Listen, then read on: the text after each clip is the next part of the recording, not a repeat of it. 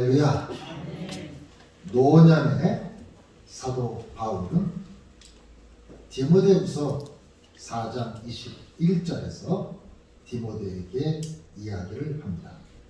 너는 겨울 전에 어서 오라. 이렇게 이야기를 합니다.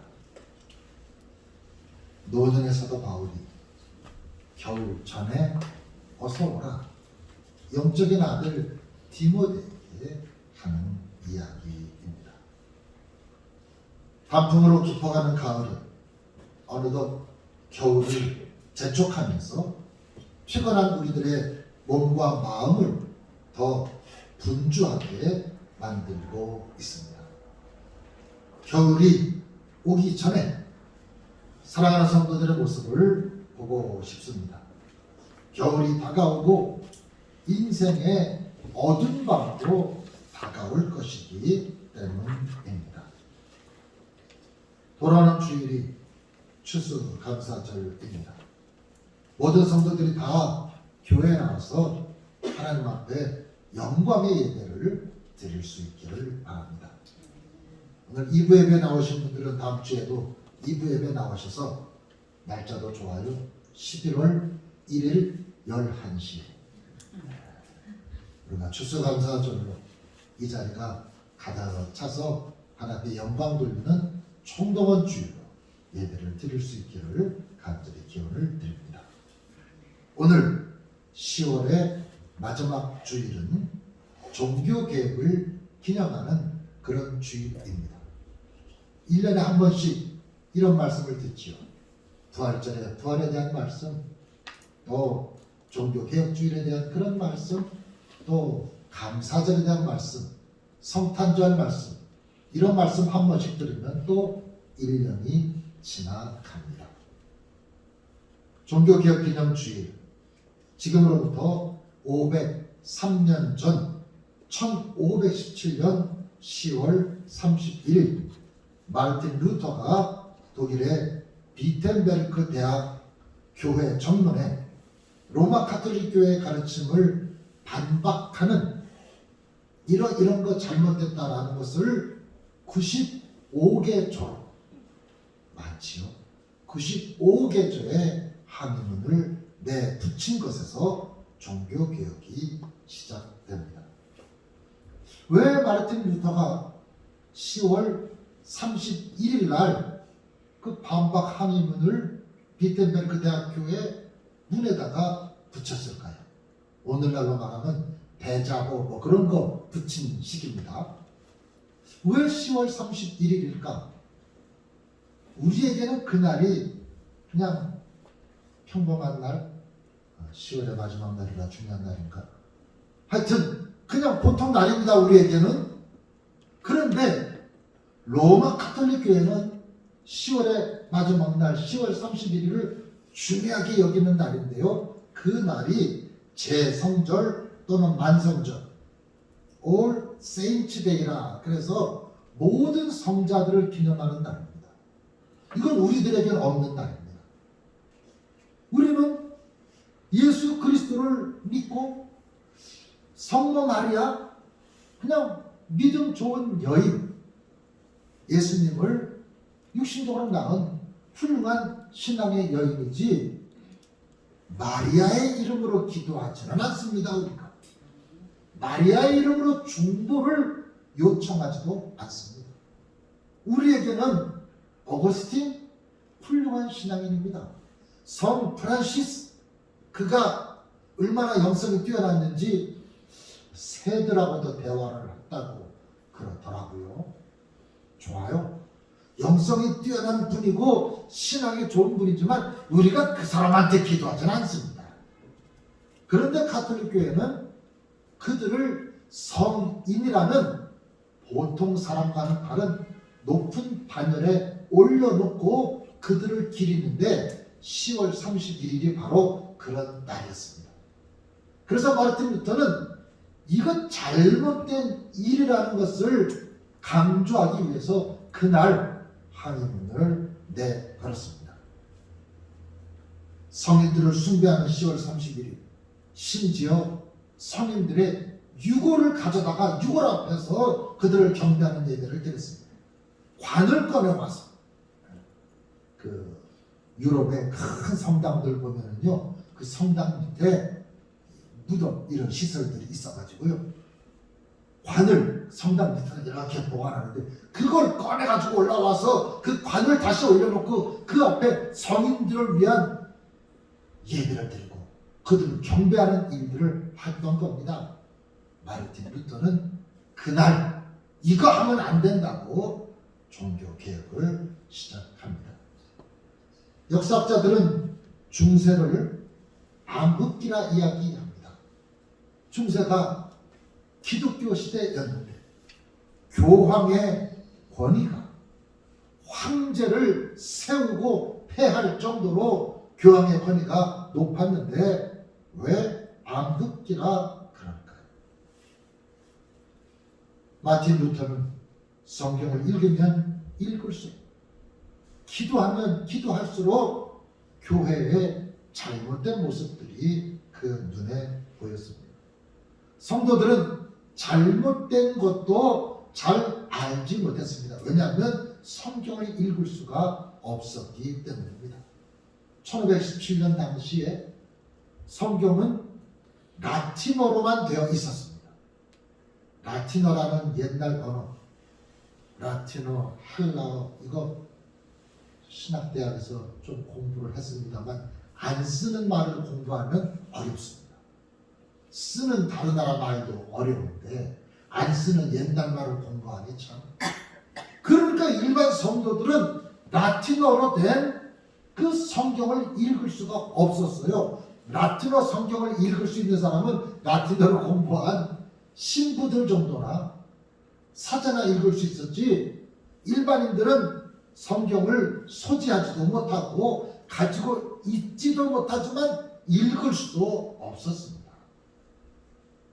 여러분 집에는 성경책들이 많이 있으시지요? 우리가 지금 읽고 있는 성경은 개역 성경이라는 성경책의 이름이 그렇습니다. 요거 앞에 개역 성경이었고요. 그 이전에 여러 성경 번역본들이 있었습니다. 예전에 관주 성경 이런 거 기억나시죠? 또 그 이전에 한문, 국한문 성경 이런 것도 있었습니다. 더 올라가면 쪽번역으로 번역된 그런 성경들도 사투리 그대로 들어있는 성경도 있었습니다. 성도들은 성경을 읽지 못하니까 하나님의 뜻을 알지 못하고 진리도 제대로 깨닫지 못하고 신부들이 하는 그 이야기만 들을 수밖에 없었던 것입니다. 그런 가운데 이들은 성경을 잘못 가르치고 자기들 필요한 대로 가르쳤습니다. 그 잘못 가르침의 절정이 무엇인가 하면 면죄부를 파는 일이었습니다. 교인들을 착취하는데 당시에 로마 카톨릭은 성 베드로 대성당, 로마의 바티칸에 있는 성 베드로 대성당을 지키기 위해서 면죄부를 받았습니다. 이 성 베드로 대성당은 어마어마한 성당입니다. 제가 좀 사진을 준비했는데요. 저 위에 동상 하나하나가, 저 동상이, 조각상이 450개가 있습니다.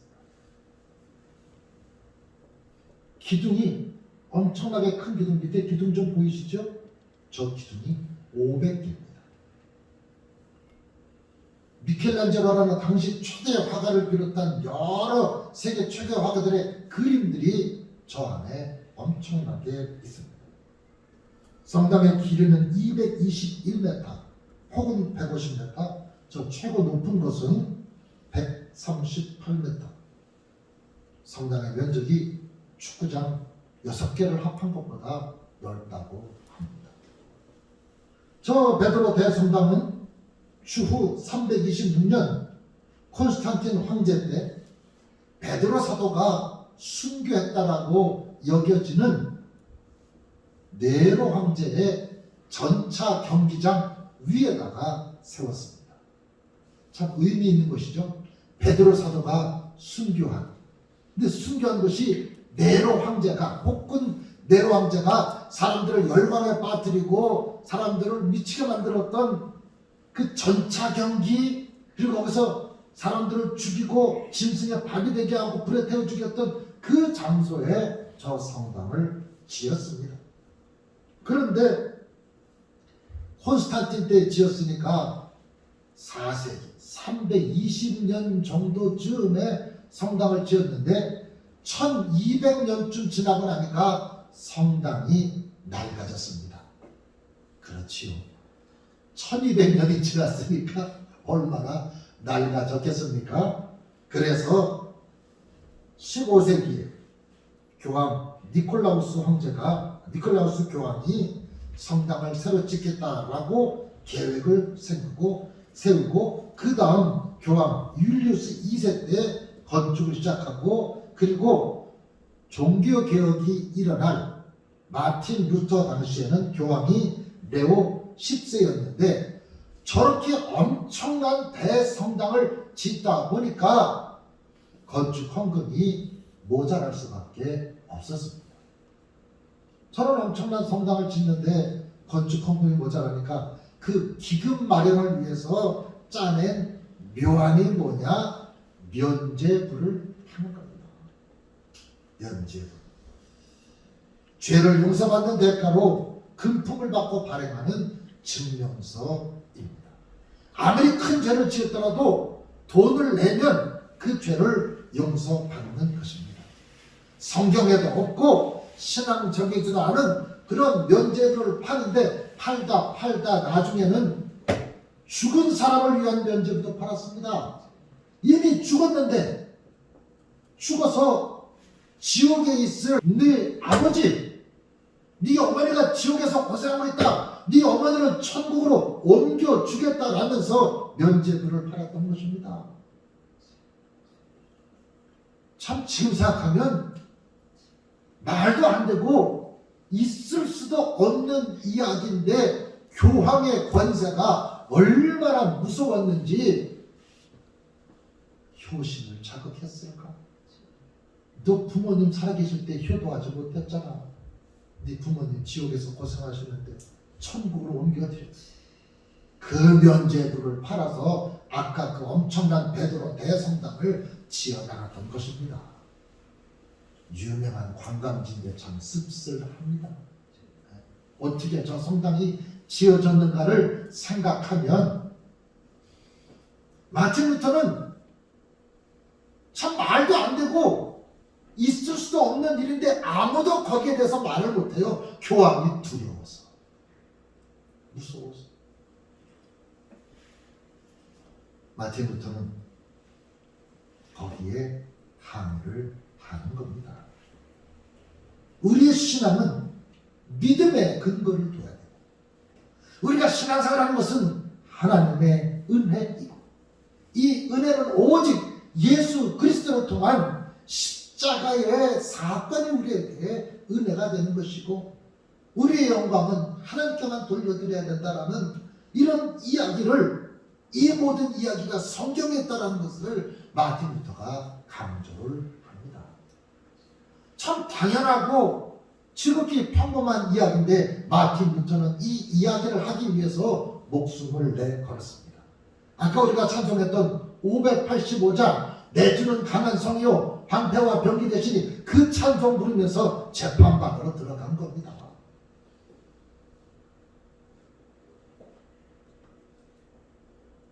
오늘 이 말씀을 나누다 보면 카톨릭 교회와 우리 기독교의 교회가 무엇이 다른지에 대한 것을 분명히 깨닫게 되고, 또 우리의 신앙이 올바른 바탕 위에 서 있는가도 생각을 할 수가 있습니다. 마틴 루터는 종교개혁을 하면서 첫째로 강조한 것이 오직 믿음입니다. 솔라 피데. 믿음이 당연한데 왜 믿음을 이야기했을까? 왜 솔라 피데라는 말을 했을까? 가톨릭 교회는 믿음 더하기 행위를 강조했기 때문입니다.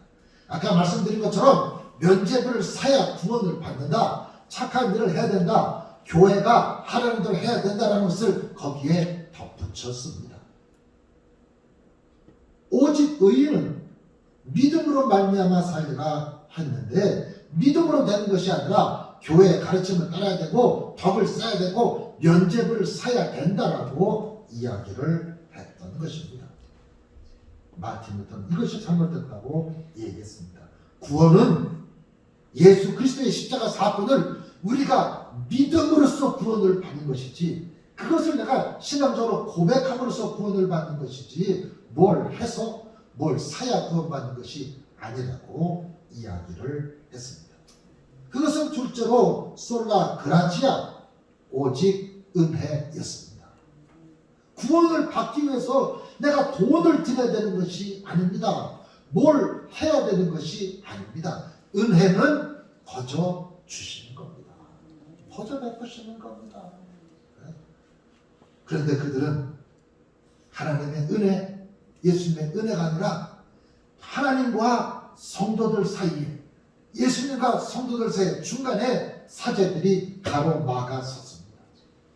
은혜로 죄 용서를 받고 은혜로 구원받는 것이 아니라 사제가 죄를 용서해줘야 되고 사제가 구원을 선포해야 구원을 받는 줄로 알았던 것입니다. 베드로 사도는 우리에게 분명히 얘기합니다. 우리 모두가 다 왕같은 제사장이라고 하나님 앞에 직접 나아갈 수 있다라고 이야기를 합니다. 어느 누구나 예수 그리스도의 이름으로 직접 기도할 수 있고 직접 용서를 받을 수 있습니다. 만약 여러분들이 기도하는데 꼭 제 앞에 와서 기도해야 되고 제가 그 기도를 듣고 나서 됐습니다, 여러분의 기도가 응답받을 것입니다 하고 제가 중간에서 여러분의 기도를 통제한다면 말도 안 되는 일이죠. 그런데 그 당시에는 그랬다라는 겁니다. 고해 성사가 그런 것입니다. 신부를 통해서 죄를 하나님께 구하고 신부가 가운데서 그 죄를 네 죄가 용서받았다고 선언한 이런 일들이 당시에 있었기 때문에 마틴 루터는 누구나 예수 그리스도의 이름으로 직접 기도할 수 있고 용서받을 수 있다, 그것은 은혜라는 것을 이야기를 했습니다. 그리고 이 모든 일들이 성경에 쓰여있다. 세 번째로 솔라 스크립투라, 성경을 강조했습니다. 성경이 중요하죠. 그런데 왜 성경을 강조했을까요? 당시에는 성경보다 교황의 권위가 더 중요했기 때문입니다. 교황의 교시가 성경 말씀보다 앞섰기 때문입니다. 여러분, 여기 한강 양화대교 건너가면 절두산 성지, 카톨리크 성지가 있습니다. 거기 가면 자그마한 박물관 같은 게 이렇게 있는데요. 거기 가면 좀 생뚱맞은 의자가 하나 있을 겁니다. 저는 저 의자가 저기 왜 있나, 저게 왜 유품인가 했거든요. 왜 유품이 됐는지 여러분 아세요? 교황이 우리나라에 왔을 때 앉았던 의자랍니다. 이야, 교황이 앉았던 의자가 박물관에 전시가 됩니다. 교황이 신적인 존재라는 겁니다. 성경보다 교황의 이야기가 더 중요한, 지금 생각하면 말도 안 되는데 그 당시엔 그랬거든요. 마틴 루터가 그것을 지적했습니다. 권위는 성경에서 하나님의 말씀에서 나오는 것이지 사람에서 나오는 것이 아니다. 그래서 마틴 루터가 종교개혁을 하면서 가장 먼저 한 일이 라틴어로 된 성경을 독일어로 번역을 했습니다. 독일 교회는 지금도 중요한 행사 때 이 마틴 루터가 처음 번역했던 성경, 벌써 500년 됐지만 그 500년 전 언어로 번역했으니까 조금 옛날 번역 아니겠습니까? 우리도 한 500년 전 책을 지금 보면 이 표현이나 이 어투가 잘 안 맞잖아요. 그런데도 너무너무 고마워서 마틴 루터가 첫 번째로 번역한 그 성경을 이 독일 사람들은 중요한 행사 때 읽고 그것을 사용하고 조합합니다. 성경을 강조했습니다. 네 번째는 오직 그리스도입니다. 솔루스 크리스투스. 예수님이 중요하다. 당연한 이야기인데 왜 이런 일을 했을까요? 아까 말씀드린 것처럼 예수님의 그 자리를 위협하는 사람들이 있었기 때문입니다. 성모 마리아의 권위가 예수님의 권위에 버금가고 성인들이라는 사람들이 있어서 그들의 이름으로 중보기도를 하고 있었습니다. 심지어 세례를 받으면 세례명을 성인들의 이름을 따서 세례명을 붙이기도 합니다. 오직 구원은 예수 그리스도를 통해서 우리에게 임합니다. 예수님만이 우리에게 구원을 주시고 우리에게 십자가의 길로 하나님께로 인도하시는 분입니다. 갈라디아서 1장 6절 7절에 말씀합니다. 오직 다른 복음은 없나니 만일 어떤 사람들이 너희를 교란하여 다른 복음을 전하면 그것은 이단이 되는 것이라고 이야기를 하고 있습니다. 다섯 번째는 오직 하나님께만 영광을 돌려야 된다는 것입니다. 솔리데오 글로리아. 당연하죠.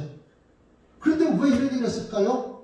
하나님이 받으셔야 될 영광을 교황이 받았기 때문입니다. 추기경들이 받았기 때문입니다. 하나님이 받으신 영광을 감독이 받고 총회장이 받아서는 안 된다는 이야기입니다. 영광은 하나님께만 돌려드려야 됩니다. 사도 바울은 이야기합니다. 너희가 먹든지 마시든지 무엇을 하든지 다 하나님의 영광을 위해서 하라. 우리를 구원하시고 은혜를 베푸시고 우리의 삶을 인도하시는 분이 하나님이시기 때문에 우리는 전적으로 하나님께 영광을 돌리는 삶을 살아야 하는 것입니다.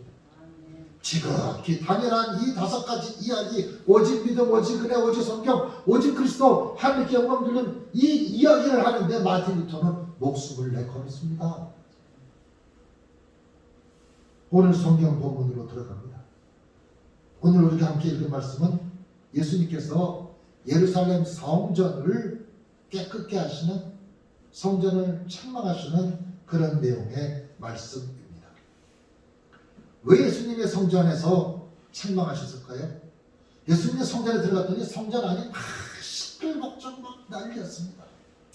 왜 그랬냐면요, 성전 안에서 짐승을 파는 사람들과 그것을 사는 사람들 사이에 막 흥정이 아니라 싸움이 일어났습니다. 성전에서 장사하는 저 제도는 시작 자체는 좋은 뜻으로 시작이 됐습니다. 그 당시에는 예수님의 이름으로 기도하고 용서를 받지 못, 아직 십자가의 구속사건, 보혈사건이 있기 이전이니까 죄의 용서를 받기 위해서 사람들은 짐승을 가지고 와서 그 짐승을 번제물로 제사로 바치면서 죄 용서를 받고 예배를 드렸습니다.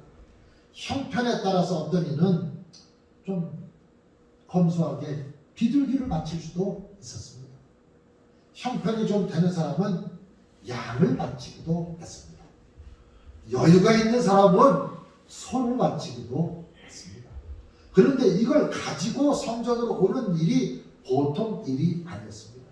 비둘기를 들고 오는 것도 힘들었을 텐데 양을 한 마리 끌고 올 일이 얼마나 어려웠을까요? 그래서 성전에서 하나님께 바칠 제물을 준비할 테니 그냥 오라고, 성전에 와서 사라고 했습니다. 그리고 이 제도를 정착시키니까 자기가 가져오는 제물은 드릴 수가 없었습니다. 그런데 문제는 성전에서 파는 짐승의 값이 너무너무 비쌌다라는 것입니다. 학자들에게 의하면 수십 배의 풍리를 취했다고 합니다.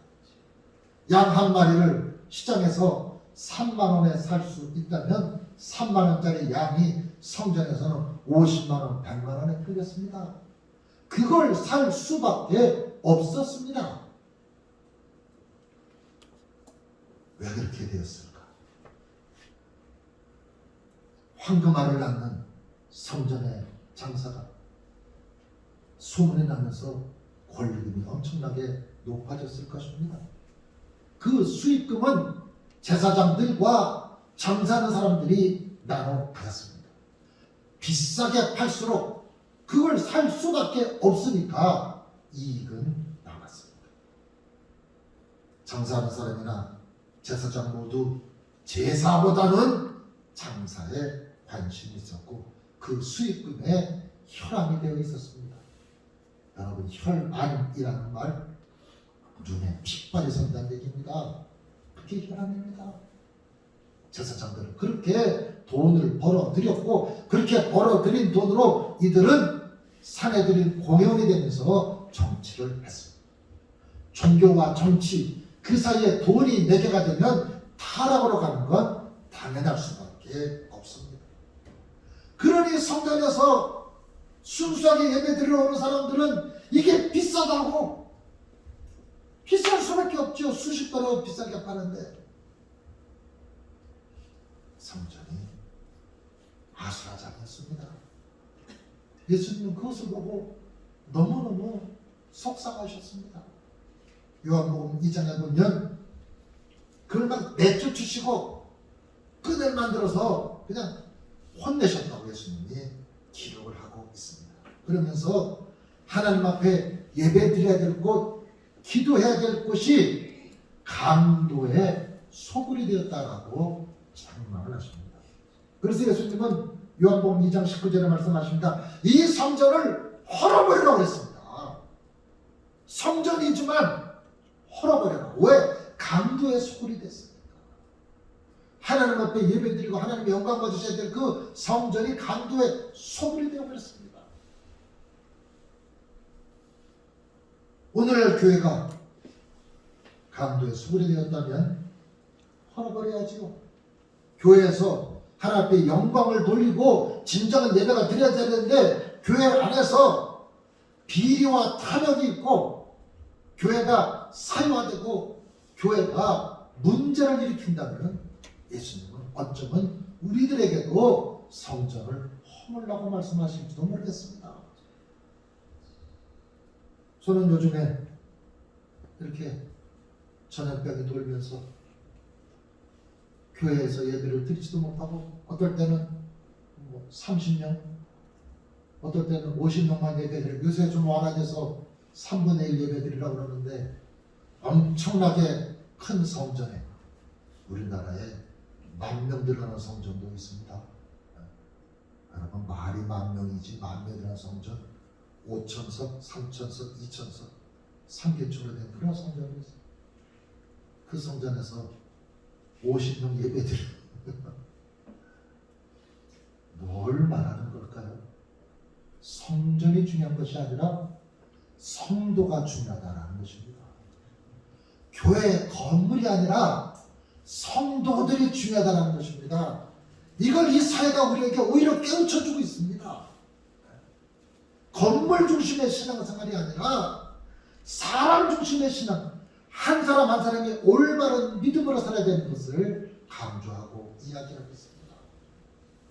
사람들이 교회를 핍박을 하고 성도들을 조롱하고 비난합니다. 속상하지요? 그런 말 들으면 막 화나지요? 그런데 아직까지는 그게 소망입니다. 왜 비난을 할까요? 기대치가 있는데 기대치에 이르지 못하니까 비난을 하는 겁니다. 여러분 비난도 하지 않으면요 끝입니다. 기대가 없어지면 비난할 것도 없습니다. 관심 있고 사랑하니까 뭐라고 말도 하는 거지 관심 없고 사랑하지 않으면 어떻게 하든지 말든지 내가 신경 쓰게 뭐야 그러면 그건 끝입니다. 오늘 종교개혁을 기념하는 주기를 우리는 생각해 봐야 됩니다. 우리 시대가 정말 종교개혁할 그때랑 크게 다르지 않다라고 생각을 합니다. 한국교회가 예루살렘 성전같이 베드로 대성당같이 귀하게 여기는 것이 무엇일까? 우리 한 사람 한 사람도 마찬가지입니다. 내게 귀한 것이 무엇일까? 정말 나는 성경적 가치를 따라서 신앙생활을 하고 있는가? 여전히 내 유익이, 내 이익이 신앙생활의 목적은 아닌지 우리 자신을 돌이켜 보아야 합니다. 교회는 교회에 나와야 되고 성도는 이름 그대로 구별된 거룩한 사람이 되어야 합니다.